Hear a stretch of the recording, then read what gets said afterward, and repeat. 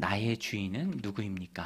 나의 주인은 누구입니까? 라는 제목으로 하나님 말씀 전하겠습니다. 세상에는 명백한 사실도 믿지 못하는 사람들이 있어요. 누가 봐도 증거가 확실한 아주 명백한 사실이어도 믿지 않아요. 의심합니다. 그리고 자신의 의심을 정당화하기 위해서 음모론을 주장해요. 그렇지만 그 근거는 없습니다. 그냥 믿기 싫은 거고 또 받아들이기 싫은 거예요. 보고 싶은 것만 보고, 뭐 우리가 흔히 얘기하잖아요. 듣고 싶은 것만 듣는다. 아무리 얘기해도 마음이 닫혀있기 때문에 받아들이기조차 어려운 것이죠. 제가 여러 번 언급하고 또 예로 들었는데 근데 그것만큼 좋은 예가 없는 것 같아. 예전에 에픽하이라는 그룹의 타블로, 예명이죠. 타블로라는 그 가수가 있었는데 이분이 스탠퍼드 대학교 나왔어요. 되게 좋은 학교잖아요. 근데 사람들이 어느 순간부터 일부 사람들이죠. 믿지 않는 거예요. 아니, 그거 거짓말이다. 안 나왔다. 근데 저는 이렇게 옆에서 지켜보는데 한 15년 전에 있었던 일인데 너무 재밌어요. 졸업증도 보여주고 졸업장도 보여주고 또 가르쳤던 교수님도 인터뷰하고 동문들도 만났지만 안 믿으려고 결심한 사람은 어떤 증거가 나와도 안 믿더라. 또 의심을 정당화하고 또 음모론을 주장하기 위해서는 상대방을 공격해야 됩니다. 그래서 항상 이 의심에는 공격성이 따라오기도 해요. 너 그거 거짓말 아니냐? 사실 아니지 않느냐? 진실을 말해라. 막 진실을 요구하기도 하고요. 그런 것을 보면 의심은요, 또 육체적으로도 병이에요. 의처증, 의부증 그런 것들 있잖아요. 아무리 아니라고 해도 심하면 계속 의심하는 거. 근데 영적으로도 병입니다. 의심이라는 것은. 오늘 본문에도 보면은 예수님이 귀신을 쫓아내는 분명한 이적을 그들 눈앞에서 행했지만 그것을 보고도 사람들은 믿지 않아요. 일부 사람들은 믿지 않습니다. 영광을 돌리는 사람들도 있었지만, 그리고 예수님을 공격해요. 뭐라고 공격합니까? 귀신 들렸던 사람이 온전해진 것을 보면서 그 자체를 부인할 수는 없습니다. 오늘 본문에 보면은 어떤 귀신이라고 나오죠? 말 못하게 하는 귀신. 그러니까 귀신이 뭐 말 못하는 것도 뭐 귀신 뭐 그런 개념이 아니라 귀신은 너무 악하잖아요. 악한 존재입니다. 아주 순수하게 악한 존재예요. 괴롭힙니다. 압박하고 괴롭히고 못 살게 구니까 그 압박감에 아마 말할 수 있는 힘조차도 잃어버리게 했던 것 같아요. 말문이 아예 막혀버릴 정도로 이 귀신이 그 안에 거하면서 그 사람을 괴롭게 한 것이죠. 너무 가엾은 상태죠. 주님이 그 악한 귀신을, 더러운 귀신을 쫓아냅니다. 그때부터 말문이 트이고 또 말을 하게 되는데 그 자체는 공격할 수 없으니까 출처에 대해서 공격합니다. 예수님에 대해서. 뭐라고 합니까? 저가 바알세불의 힘입어서 귀신을 쫓아낸 것이다. 바알세불은요, 당시에 귀신의 왕이다라고 사람들이 믿고 있던 존재였습니다. 귀신의 왕의 힘을 힘입어서 쫓아낸 것이다. 하나님의 힘이 아니라 귀신의 왕. 인정하기 싫은 거예요. 사실 앞에 두고도 믿기 싫은 것입니다. 하나님의 힘으로 거룩한 하나님의 능력으로 행했다라는 것을 받아들이기 싫은 거예요. 봤지만 부정할 수는 없지만 그래서 예수님에 대해서 공격을 합니다. 그때 예수님께서는 분명한 논리로 설명을 해주세요. 그 논리가 무엇입니까? 한마디로 쉽게 얘기하면은 사탄이 바보냐? 사탄도 바보가 아니다. 여러분, 사탄의 나라도요, 일정한 질서와 기준 또 체계가 좀 잡혀 있습니다. 사탄이 바보가 아니라는 것은 자기들끼리 싸우지 않아요. 약한 영의 세계는 하나님 반대편에 서 있는 조직체이기 때문에 분명하게 자신들 스스로를 해야 하는 자살골을 넣지 않습니다. 주님이 그것을 말씀하시는 거예요. 사탄이 바보냐? 자기들끼리 싸우면 그 나라가 어찌 서겠느냐? 사탄의 나라는 절대로 자기들끼리 해하지 않는다. 누구나 듣고 인정할 수 있는 말입니다. 그리고 예수님 말씀하시죠. 당시에 유대인들도 귀신을 내쫓는 그런 구마의 일들을 했습니다. 사도행전에도 보면 그 내용이 나와요. 스게와의 7 아들들 막 그러면서 그것이 실제든 실제되지 않든 효과가 있든 효과가 없든 그런 일들을 행했어요. 예수님이 묻잖아요. 너희 말이 너무 모순아니냐? 그럼 너희 아들들은, 그런 구마의식을 행하는 너희 아들들은 누구의 힘을 힘입어서 하는 거냐? 그들도 바알세울의 힘을 힘입어서 하는 것이냐라고 그들이 이제 알아들을 수 있도록 설명하고 또 논리로서 반박하십니다. 18절 19절이죠. 너희 말이 내가 바알세울을 힘입어 귀신을 쫓아낸다 하니 만일 사탄이 스스로 분쟁하면 그의 나라가 어떻게 서겠느냐? 내가 바알세울 힘입어 귀신을 쫓아내면 너희 아들들은 누구를 힘입어서 쫓아내느냐? 그러므로 그들이 너희의 재판관이 되리라. 그때 유대인들의 이런 의심, 또 음모론, 옳지 않다, 잘못됐다, 그것은 모순이고 말이 안 된다라는 것을 주님께서 설명해 주십니다. 그리고 그 다음 말씀을 하시기 위해서 이렇게 말씀하신 거예요. 나는, 예수님이에요. 나는 하나님의 능력을 힘입어서 귀신을 쫓아내는 것이다. 하나님의 능력이 나를 통해서 나가고 하나님의 나라가 나를 통해서 너에게 임했다. 내가 하나님의 능력을 힘입어서 귀신을 쫓아내는 것이면, 가정법으로 주님 말씀하시지만 주님은 하나님의 능력을 힘입어서 귀신을 쫓아낸 거예요. 그러니까 그것은 사실입니다. 하나님의 능력을 힘입어서 귀신을 쫓아냈기 때문에, 귀신이 하나님의 말씀에 쫓겨났기 때문에, 그 능력 때문에 도망갔기 때문에 하나님의 나라가 너희 가운데, 지금 여기에 하나님의 나라가 임한 것이다 라고 주님이 말씀하세요. 우리 20절 말씀인데요, 본문에서 굉장히 중요한 위치를 차지하는 말씀입니다. 우리 한번 같이 화면 보고 읽겠습니다. 시작. 그러나 내가 만일 하나님의 손을 힘입어 귀신을 쫓아낸다면 하나님의 나라가 이미 너희에게 임하였느니라. 할렐루야. 여러분, 하나님의 나라가 임한 줄로 믿습니다. 예수님이 귀신의 힘을 힘입어서 귀신을 쫓아낸 것이 아니죠. 하나님의 능력을, 하나님의 힘을 힘입어서 귀신을 쫓아낸 것입니다. 이제 통치자는 악한 사단 마귀가 아니라 하나님이에요. 하나님의 나라는 통치를 말합니다. 장소의 개념이 아니라 누가 통치하고 누가 다스리는가. 창세기 11장에 보면은 세상 나라가 쭉 흘러가요. 성경 읽어진에서도 그 관점을 잘 잡아줬죠. 세상 나라가 쭉 흘러갑니다. 권력이 있고 힘이 센 사람 중심의 사람 나라. 그러나 그 배후에서 다스리는 존재는 탈취자, 악한 사단이죠. 다 다스리고 있습니다. 그런데 갈라디아서 4장 4절에 하나님의 나라가 임했어요. 때가 참해 진정한 왕이신 예수님께서 오셨습니다. 그리고 예수님이 하나님의 능력을 힘입어서 귀신을 쫓아내셨어요. 단순히 귀신이 도망간 그런 기사가 아닙니다. 하나님의 나라가 임했음을 선포하신 거예요. 통치자가 바뀌었음을 주님께서 말씀하신 거예요. 회개하라, 천국이 가까웠느니라 할 때 그 회개하라는요, 너희의 왕이 바뀌었다.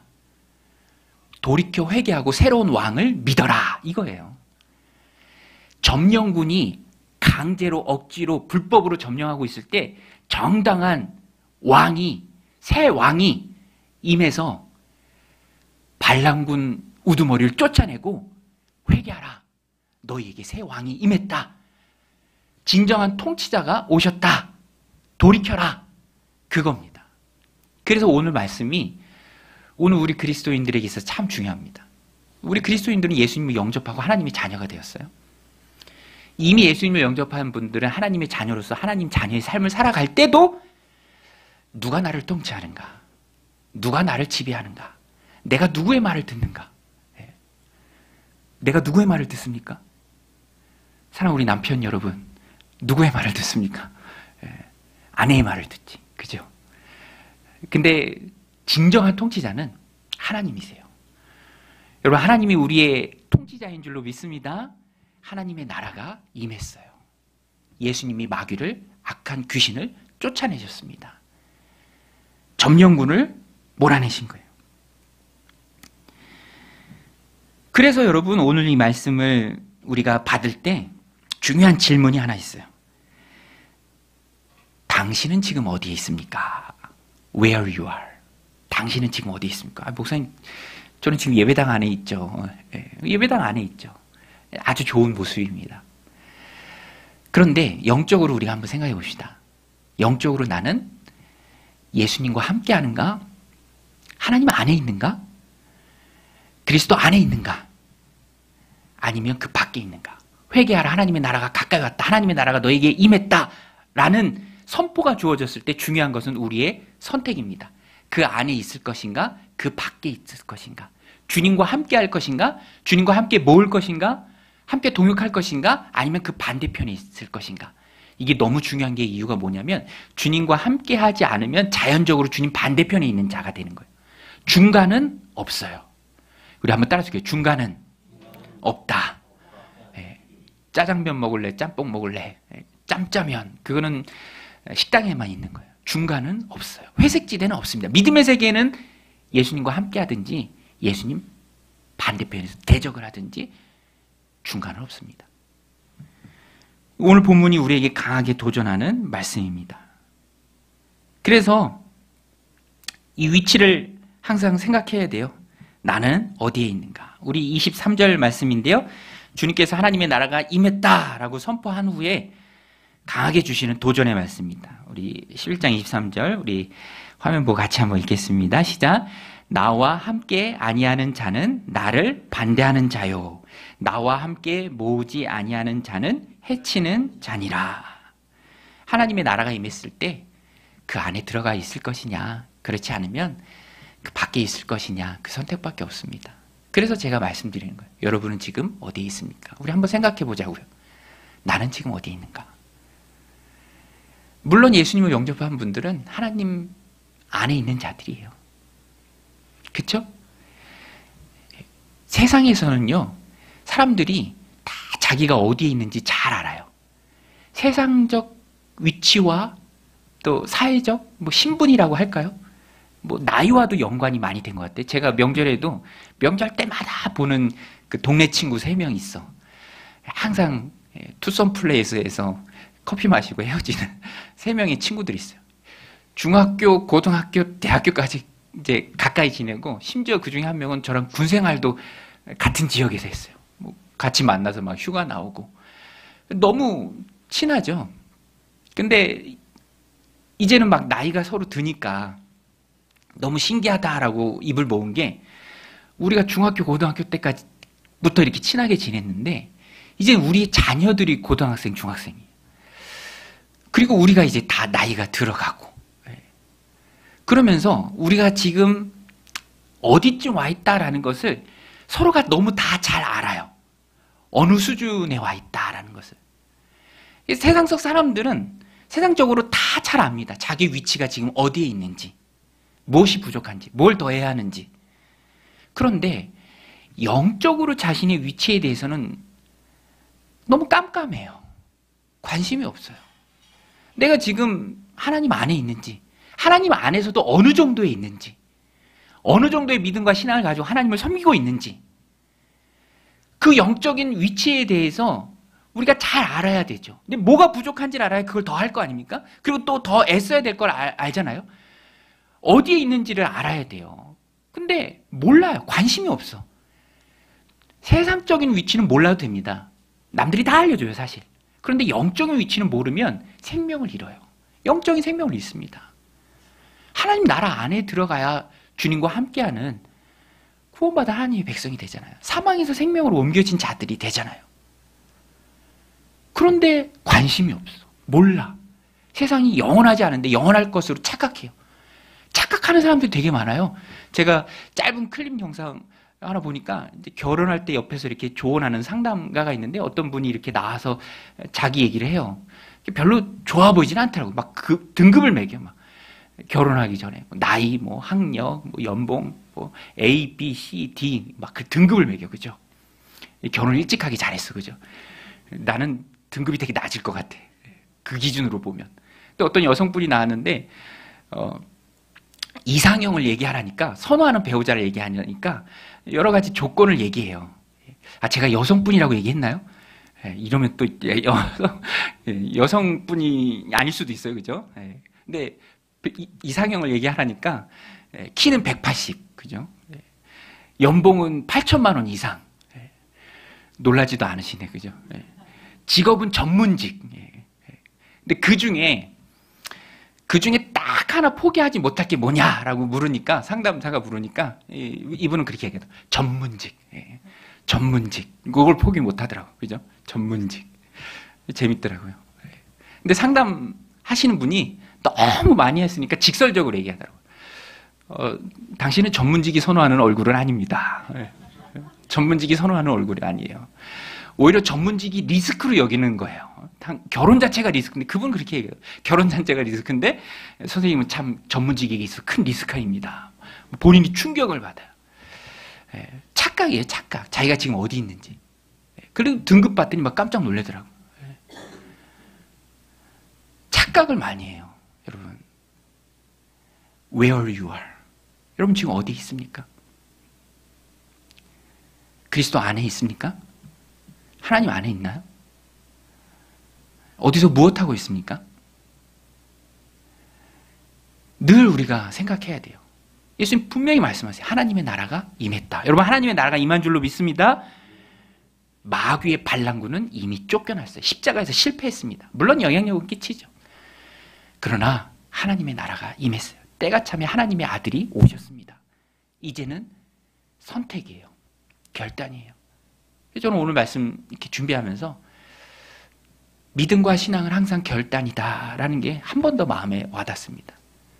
어디에 있는가? 어디에 있을 것을 선택할 것인가? 그리스도 안에 있는 사람들도 마찬가지예요. 나는 이미 들어왔다. 이렇게 끝낼 일이 아닙니다. 어느 정도로 하나님 앞에 헌신하고 있는가? 하나님 기뻐하시는 삶을 살아가고 있는가? 그것을 우리가 늘 물어야 됩니다. 신앙에는요, 노력이 분명히 필요해요. 더 하나님께 가까이 가기 위한 노력이죠. 배우고 확실한 일에 거해야 합니다. 의지만으로는 잘 안 되기에 훈련을 해야 돼요. 우리가 품어야 할 의지와 결단이 있다면 훈련에 참여하기를 결단하는 거예요. 그래서 이 주님과 함께하고 주님과 더 가까워지고 주님 편에 서기를 늘 결단하고 훈련하기 위해서 우리가 확실히 해야 할 것이 두 가지 있습니다. 오늘 본문을 통해서 그것을 좀 여러분들과 함께 나누고 싶은데요. 첫 번째는 주님을 모시는 일이에요. 주님을 모시는 일. 주님을 주인으로 모시는 일이죠. 우리 한번 따라서 할게요. 주님을 주인으로 모시자. 이것도 사실 좀 말이 안 된다. 제가 따라하라고는 했지만 주님이라고 하는 순간에 당연히 내 삶의 주인이 되죠. 그렇죠? My Lord. 나의 주인, 주님. 입으로 고백하잖아요. 그러면 주님이라고 부르는 순간 우리는 주님의 자녀들, 또 따라야 할 사람. 그렇죠? 그렇게 입으로 고백하니까 성경에 쓰인 원어로 원색적으로 말씀드리면 종입니다. 종. 노예예요. 그리스도의 노예, 그리스도의 종. 그리스도를 주인으로 모시고 따라가는 사람. 내 삶의 주인이 누군가? 하나님의 나라가 임했을 때 하나님의 통치에 순복하는 자가 주님을 주인으로 모시고 순종하는 자가 주님을 주인으로 모시고 살아가는 자죠. 그래서 우리는요, 주인으로 늘 모셔야 합니다. 뭐 이미 우리는 예수 영접 모임 다 하셨죠? 그죠? 예수 영접 모임 안 하신 분 없잖아요, 거의. 예수 영접 모임 통해서 예수님을 내 삶의 구세주로 또 주인으로 우리는 이미 영접했습니다. 영접한 이후에 삶을 살아갈 때도 우리는 항상 죄악된 본성이 우리 안에 있으니까 자꾸만 이렇게 튕겨져 나가려고 하거든요. 이 말씀을 통해서 항상 우리를 다잡아야 돼요. 그래, 누가 나를 지배하는가? 누가 나를 통치하는가? 우리 주님이시지. 주님이 내 삶의 주인이다. 주인으로 모시는 주님의 말씀에 순종하며 따라가야 된다. 여러분, 주인이 없다라는 거는요, 너무 치명적인 어려움이 따를 수 있어요. 주인이 없다라는 거. 무주공산. 주인이 없는 상태는 너무 위험한 상태입니다. 주인이 없으면 이상한 존재들, 악한 사단 마귀, 귀신들이 주인 행세를 해요. 주인의 자리가 비어져 있으면 그 자리를 꿰찹니다. 오늘 본문에도 예수님이 그것을 말씀하세요. 하나님을 주인으로 모셔야 하는 이유가 없으면 귀신이 들어앉지 않습니다. 오늘 성경에서는 마음의 주인 자리, 마음, 집으로 표현을 했는데요. 귀신은 숙주로 사람을 삼아요. 그 숙주 안에 있는 거예요. 바이러스와 비슷합니다. 예수님께서 나갔다가 들어온 귀신 얘기를 해주잖아요. 앞부분에 나갔던 말 못하게 하는 귀신은 아닙니다. 별개의 이야기예요. 그런데 이 이야기를 왜 해주셨냐면 하나님의 나라가 임했다. 너희가 나와 함께하지 않으면 나를 반대하는 자다. 그렇게 의심하면 나를 반대하는 자다. 그리고 해주신 얘기예요. 주인이 없는 자들의 모습입니다. 그냥 자기가 주인이에요. 자기 마음 가는 대로, 자기 의심 가는 대로 막 얘기합니다. 그때 하나님이, 주님께서 이걸 말씀해 주신 거예요. 주인이 없는 너희들아, 주인이 없는 게 얼마나 무서운 건 줄 아니? 귀신이 너희들의 주인이 될 수밖에 없다. 주인의 자리가 비어 있는 것은 아주 심각한 위험이다.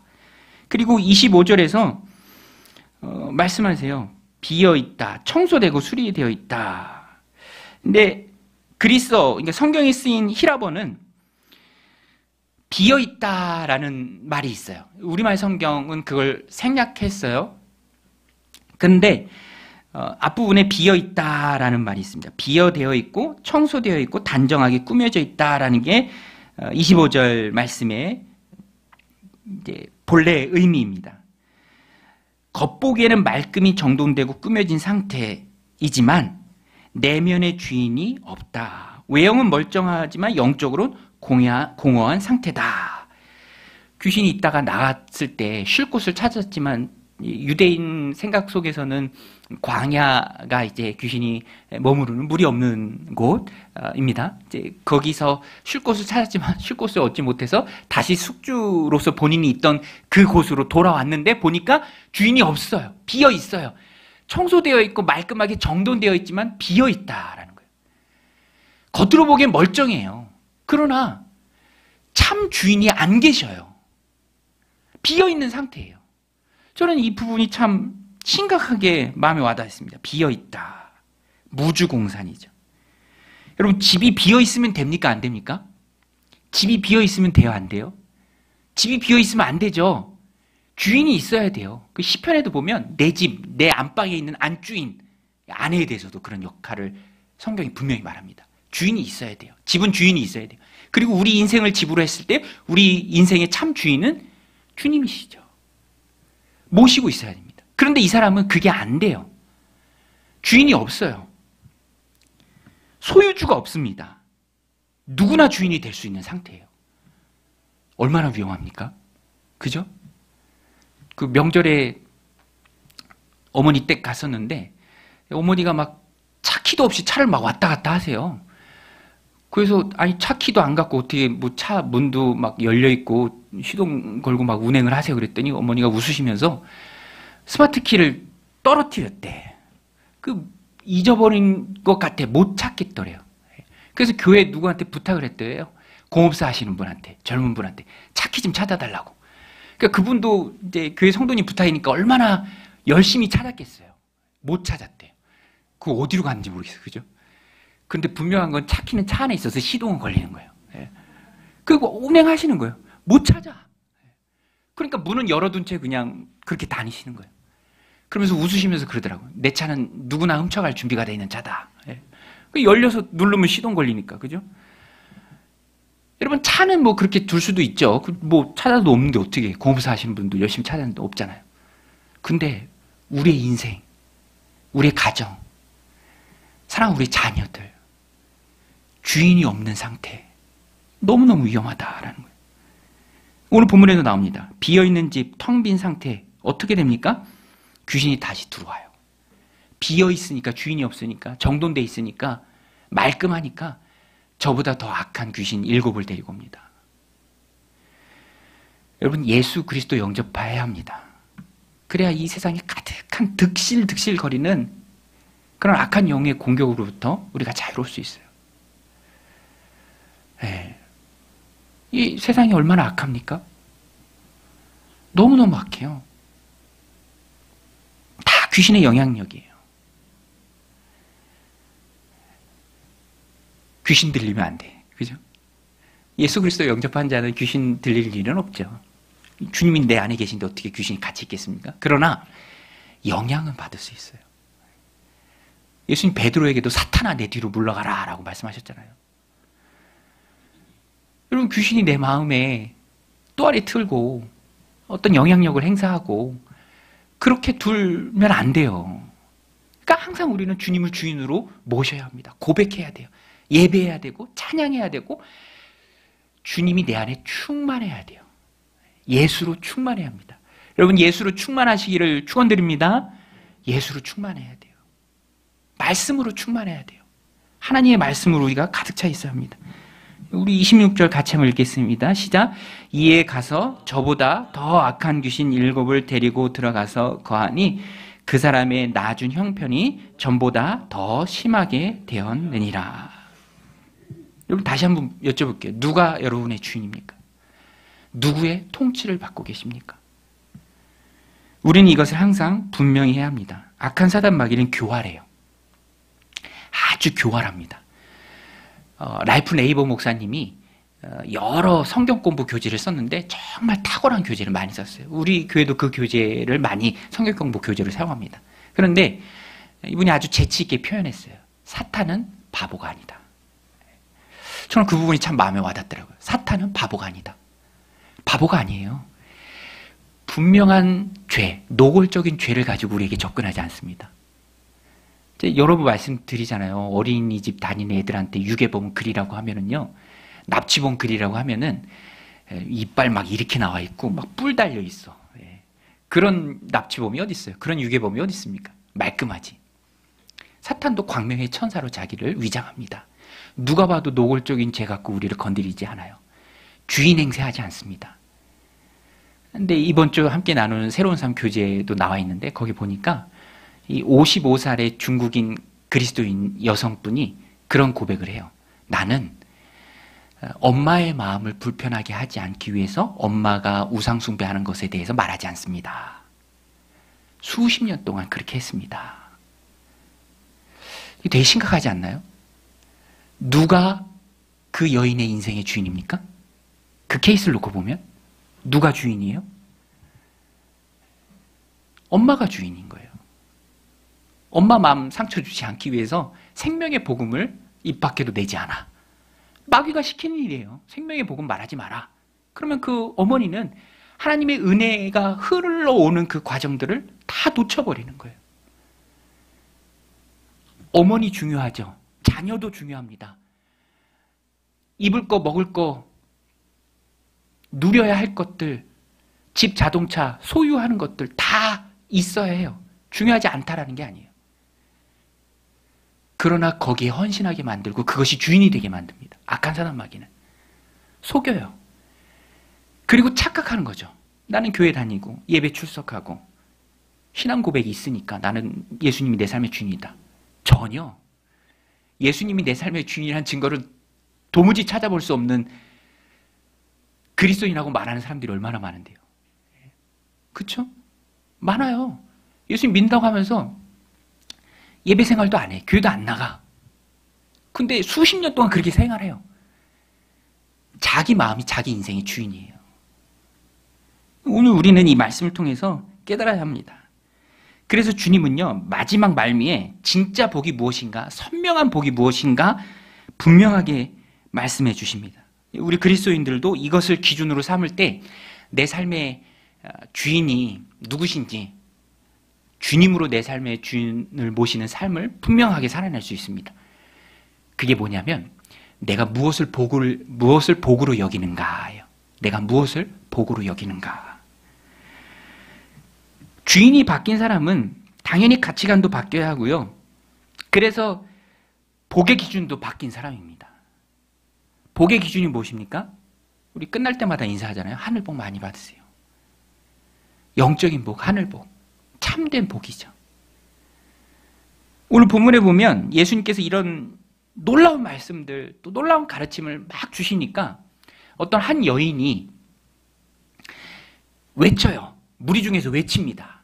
당신을 뵌 태와 당신을 낳은 어머니는 참 복이 있습니다. 이렇게 말해요. 그게 무슨 말이냐면 1세기 관점에서 보면 여성의 복과 영광은 낳은 아들이에요. 아들. 그러니까 1세기 관점에 있어서 근데 그 아들이 대단해, 탁월해, 뛰어나. 뭐 현실의 언어로 풀어보면 뭐 손흥민 어머니, 그죠? 예, 동의를 안 하시나? 예. 아무튼 되게 훌륭한, 누구나 칭찬하고 박수 쳐주는 아들을 둔 그 어머니는 얼마나 복이 있어. 우리도 그런 게 있잖아요. 1세기에 인기 굉장히 컸어요. 당신을 뵌 태가 얼마나 복이 있습니까? 당신을 낳은 어머니가 얼마나 복됩니까? 이런 훌륭한 선생님을 낳은 그 어머니는 정말 복됩니다. 자식이 잘 되면 우리가 다 생각하잖아요. 이 참 복이다. 그것을 부정하는 것은 아닙니다. 그런데 그것만이 복이라고 생각하는 건 옳지 않죠. 세상에서 잘 되는 거, 자식들 잘 되고, 내가 어떤 높은 사회적 위치에 올라가고, 내가 권력이 있고 남이 군림할 수도 있으면서 내 말 한마디 사람들이 막 쩔쩔매고, 그게 세상적 복이죠. 그러나 주님이 말씀하시는 복은 그게 복이 아닙니다. 주님이 말씀하시는 복은 뭡니까? 예수님 항상 정답만 말씀하시잖아요. 예수님 말씀 항상 정답이에요. 너무 쉬워. 예수님 말씀만 꼭 붙들면 돼요. 예수님이 무엇을 복이라고 말씀하셨습니까? 우리도 그것을 복으로 여기고 살아가는 삶이 예수님을 주인으로 보신 삶이에요. 오늘 말씀 28절에 보면 같이 한번 읽겠습니다. 우리 화면 보고 같이 읽게요. 시작. 예수께서 이르시되 오히려 하나님의 말씀을 듣고 지키는 자가 복이 있느니라 하시니라.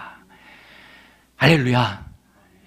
하나님의 말씀을 듣고 지키는 자가 복이 있다. 여인은 뭐 어떤 면에서 보면 되게 순수하죠. 뭐 나쁜 의도로 했던 얘기는 아닙니다. 그러나 그 시대 사람들의 생각 수준을 알 수 있어요.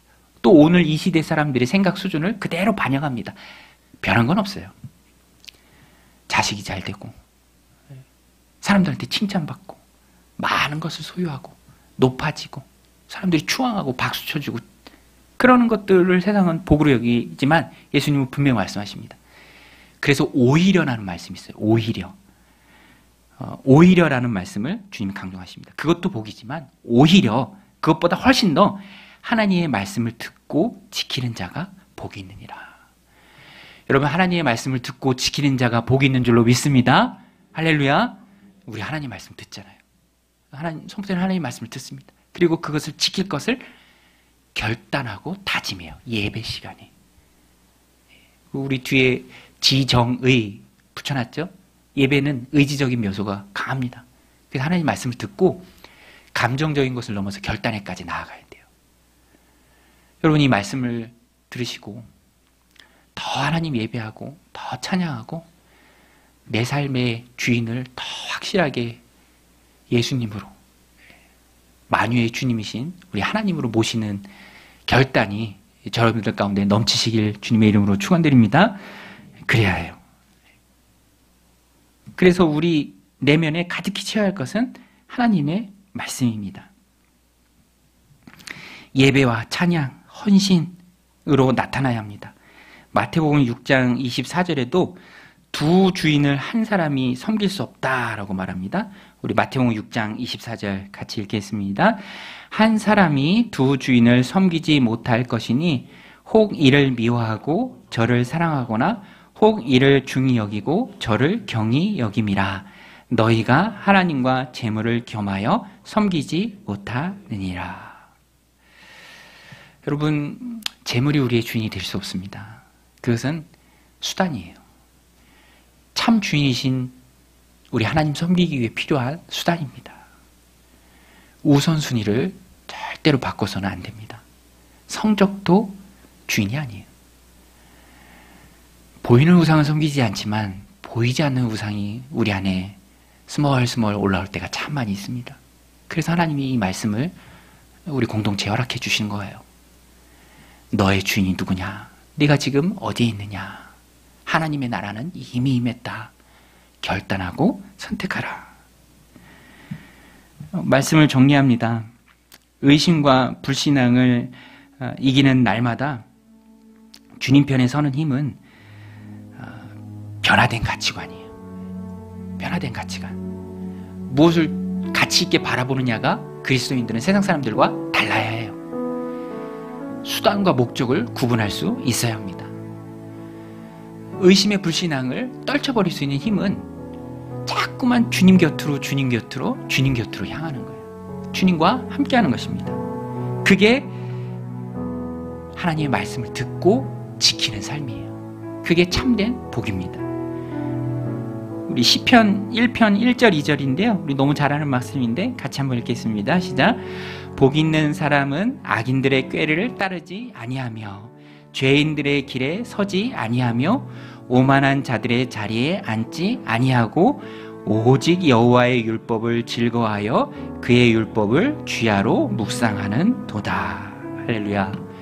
여러분, 복 있는 사람이 되기를 축원드립니다. 우리는 악인의 길에 서지 않고 죄인들의 길에 서지 않고 악인의 꾀를 따르지 않고 오만한 자들의 자리에 앉지 않습니다. 그것을 가치 없다라고 담대하게 말하고 오직 여호와의 율법을 즐거워하고 그것을 주야로 묵상하는 삶을 삽니다. 그게 바로 하나님이 주인된 삶이죠. 오늘 이 말씀 마음에 새기고 하나님 주인된 그 삶을 살아내는 능력의 종들 다 되시기를 주님의 이름으로 간절히 축원드립니다.